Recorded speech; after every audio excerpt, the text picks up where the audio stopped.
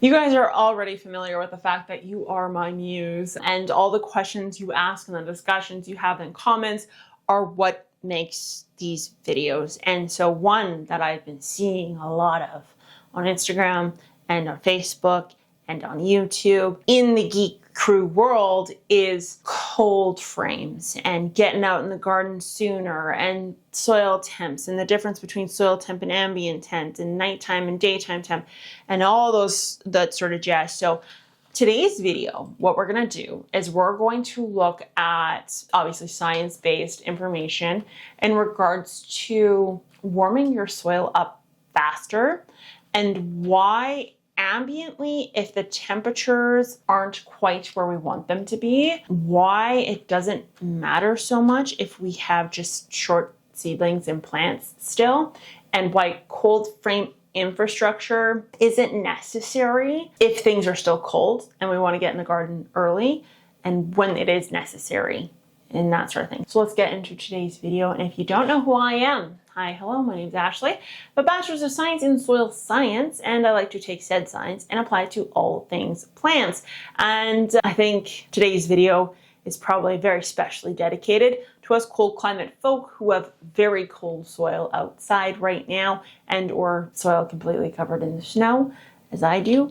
And yeah, you're just itching to get in the garden early, and for good reason. There's a number of different crops out there that actually benefit hugely from being started here earlier in the season because it helps to beat the disease and the pests and the issues, or in some cases it actually helps to prevent the bolting or stunted growth, or it allows for like a double harvest season, so two crops being planted type thing. So cold soil is what we care about most before we care about ambient temperatures. Tomato sown or transplanted into a soil that's 7 degrees Celsius versus a tomato plant that's transplanted into a 15 degrees Celsius soil is going to perform much, much differently. And the reason for that is because of the shock that comes with these cooler soil temps, which is oftentimes why if you're putting tomatoes into the ground in a cold climate, I am personally finding that sinking that tomato to absolute bejeebus, where my father of red hair comes from, basically why sinking them to the hilt doesn't do anything beneficial for cold climate gardeners. Warm guys, you guys can dig as deep as you want, but cold climate people maybe just want to put it on the surface more so than anything. And yeah, so same rules apply for not just transplants, but also for seeds we put outdoors. So what's the difference between soil temp and ambient air temp? So ambient air temps tend to fluctuate around a lot more. So your daytime temp versus your nighttime temp can be drastically different for a number of different reasons, such as air movement. Obviously the sun itself can cause some changes to that. And therefore we don't focus on that so much as, you know, where it's sitting because it's so rapidly changing day to day. And we usually care about the average. And generally speaking, we also just really care about the nighttime temp because the daytime temp we know is always, it's positive at this point or at the point that we're looking at here in the future.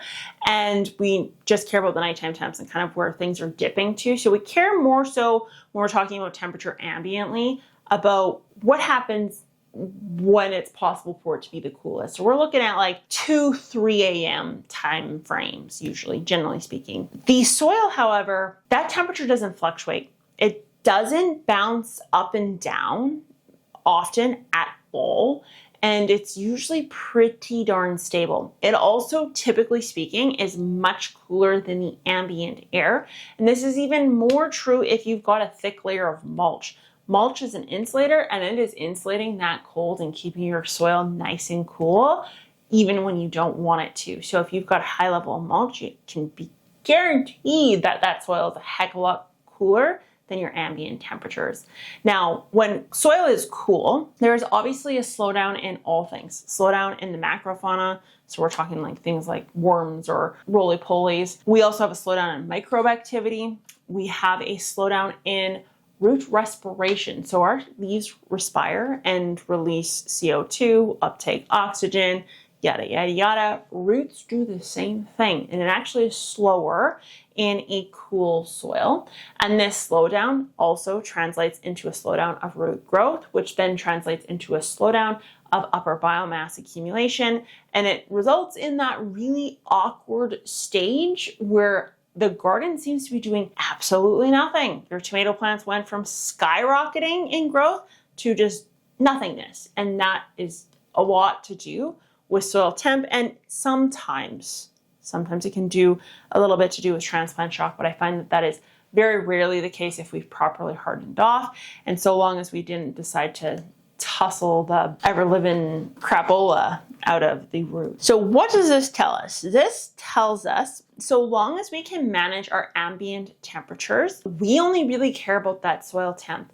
If we can get that soil temp up, and we know we can use, things like water or cold frames or water bottles, hot water bottles. Like literally I take pop bottles and I fill them with hot water and I'll just like lay them next to a plant. I know that sounds totally bananas, but it seriously works. There's so many different ways we can keep a plant warm. A bed sheet does a shocking amount to keep a bed warm, and it's generally enough. Our main concern is that soil. We gotta get that soil heated up. So let's talk about how to do that. So number one is that we don't want super wet soil. So when we initially transplant or we initially put our seeds into the soil, once it's workable, we don't want to water heavily and make it go all the way through the soil profile, because water takes a very slow time to warm up, but it also releases heat very slowly. So it's a double-edged sword. Because it takes so long to warm up, it generally affects a lot of the soil around it. So we want to water sparingly, but often around that root biomass or the seeds themselves. Before the plants go in, we would like to ensure that the soil is as dry as it possibly can be. And I get that that's not possible all the time because you've got snow and that sort of stuff. So as dry as it possibly can be, ideally removing the mulch, but if you don't want to touch the mulch, you can leave it in place. I would advise just pulling it off to the side for a little bit, but you do what you want to do. And then you want to put clear plastic down. We don't want black, we don't want white, clear as clear can be. And this will increase your soil temp 5 to 10 degrees Celsius. And you want to do this the moment you've got a decent amount of soil exposed. There can still be snow underneath or on top of the soil.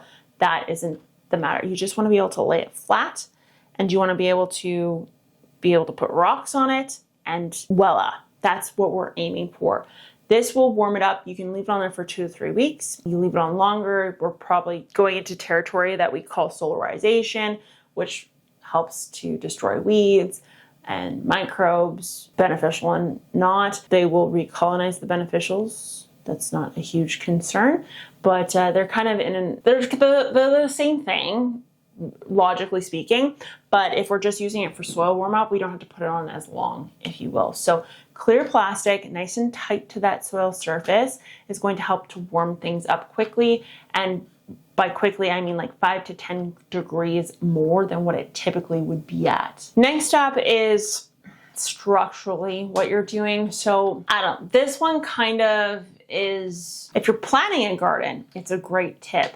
If you've got a garden, it's kind of a kick in the pants, if you will. So raised beds are obviously going to warm up much quicker than in ground. So if you want a garden that has an extended growing period, raised beds are the way to go. The reason for this is obviously the soil itself is more exposed to warmth via the edges. It also drains a lot quicker. It doesn't hold on to soil moisture very well, which in the case of a drought is not beneficial, but in the case of warming things up, because remember, water actually slows things down when it comes to warming up, raised beds tend to do this much quicker. Containers tend to do this much, much quicker. So just this, increased surface area exposure can mean you're going to get into that garden 2 to 3 weeks earlier. If you were to toss a plastic over top of that as well, we're talking you could probably get a month and a half earlier into your garden,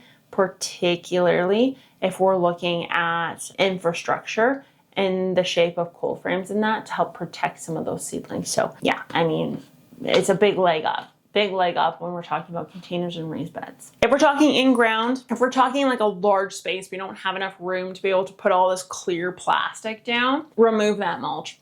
Let solar radiation do its job for you. It is not dry enough yet for there to be a lot of soil erosion.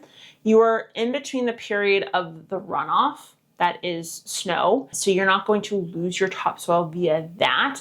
And you also have some soil moisture to the point that it's not going to just simply blow away and erode in that sense either. So it's a perfect time to pull that mulch back and allow solar radiation to do the job for you without the plastic and without the raised bed. Next up actually has to do with compaction. So when you have wet soil, it compacts incredibly easily. So you're probably itching to get into the garden, but if you can just not walk on the garden, that can actually help things to warm up much faster. If things are really slow and you want to speed things up, hypothetically, you could take a road. And then we also can actually add in new components that are warm or thawed out. So for example, we could add in things like compost or peat or coconut coir into the soil system. And this breaking up, this exposure to new air, the loss of water, this will all again help to warm up that soil quite a bit. So say we've warmed up our soil, we've chosen to go this route. Now we've got everything kind of at temperature. We use our soil temp thermometer to make sure everything's in the wheelhouse we want it to be in. But we're thinking to ourselves, ambient temperature is not there yet. Let's explore this a little bit. So ambient temperature is not there yet when we're looking at standing up as a human being, walking around 3-4 feet away from what is Earth. So there is a big difference in temperature, 50 feet in the air versus a couple inches. So we actually don't care too much about ambient temperature as we do the temperature where the seed and where the plant is sitting. And so what this means is we don't necessarily need the cold frames and the low tunnels or anything like that because we have some science working in our favor. Number one being the boundary effect. So the boundary layer effect is very simply put, the loss of heat that has been accumulated via solar radiation throughout the entire day during the nighttime hours. And this boundary effect doesn't take place, obviously, ambiently all over, but it does take place very close to the soil surface. So this can usually sit around the first few inches above the soil. So we're talking a decent amount here that can be heated quite substantially when comparing to the ambient temperatures without any sort of, again, huts or heaters or nothing like that. So if we know this and we know our soil temp is good, our last frost date hasn't come yet. We still could have a risk of frost, but we also know that the boundary effect is in place. And we've done some research and we've discovered that our lettuce seeds, our spinach seeds, our peas, or whatever the heck we want to direct sow outdoors generally doesn't get above 4 inches for X number of weeks. These are great candidates to start without any form of cover or last frost date. These are ones you can sow long before your last frost date, so long as you are taking some care in regards to the parameters in which you are placing them in the ground. Now, I will say that any seedling that tends to be long and leggy, typically speaking, we don't want these to be sown direct. So if we're talking sunflowers, for example, or like a pumpkin or a squash or something, I probably wouldn't sow those because something else works against us, and that is the wind. So wind and convective heat loss are the other side of the coin. So we have this kind of dome of inhibition that allows us to do the lettuces and all these short and stout plants.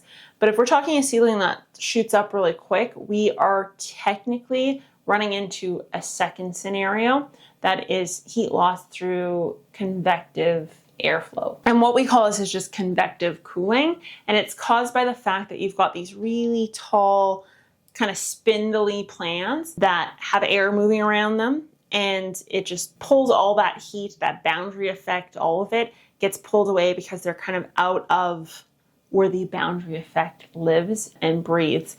The only fix to this, if we're like, no, I want to plant these out early, the only fix to this would be to either use like a cold frame or a low tunnel or something like that, or to cover them at night, or to them densely. Or what else I have done is you sow them, and then you could put technically soil or water bottles or anything like that around the plants, kind of strategically everywhere.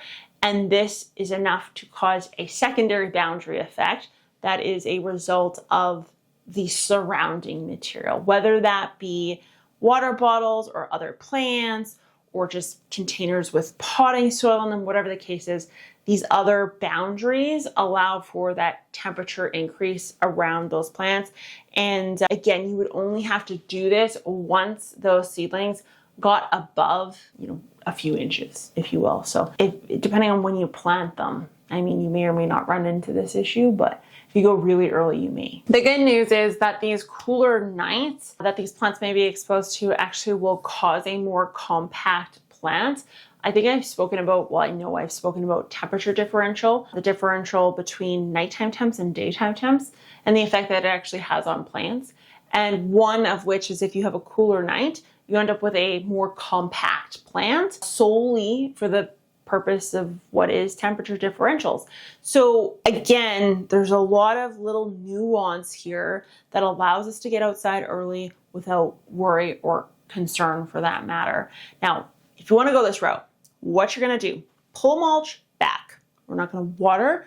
We're going to plastic. Once we plastic the space for like 1 to 3 weeks, we're going to pull that back. We're going to use our soil temp thermometer, and we are going to stick it into about 10 centimeters, ideally. We want the 10 centimeter mark to be in the wheelhouse of positive temperatures at that 10 centimeter mark in order to get that boundary effect that we're looking for on those shorter seedlings. From there, we want to try to protect those seedlings from wind, if possible, via cardboard or, mounds of dirt around it, whatever the case may be. And we, of course, want to plant seeds that are best suited for being shorter and stouter, as well as having some cool tolerance. I have a whole video on seeds you can plant outdoors early. I would go check that out because all those are great candidates for this exact scenario. And when it comes to transplants, we still want to wait until it's 10 to 12 degrees Celsius soil-wise, hands down for tomatoes, peppers, all of that, prior to planting them outdoors, just to avoid kind of that stunted growth. Now here's the thing. You don't have to warm up your soil with plastic and remove your mulch to be able to get out earlier than everybody else before your first frost date. You can do this just for the sole purpose of really making sure your plants have their best shot and their best performance after the last frost date. So if you're like, I'm not comfortable planting before, I'm not comfortable transplanting before, that's fine. If you just want really healthy, good soil that gets everything off to the races, do the plastic thing, remove the mulch, do all the solar radiation, all of that, and then plant when you're still comfortable. And I can guarantee you that them having that warmer soil right off the hop is going to make a major difference. This is why I always say water with sun-warmed water, because it makes warm roots within reason perform beautifully as plants. So anyways, I want to thank you guys for watching, and I will talk to you guys next time. Bye.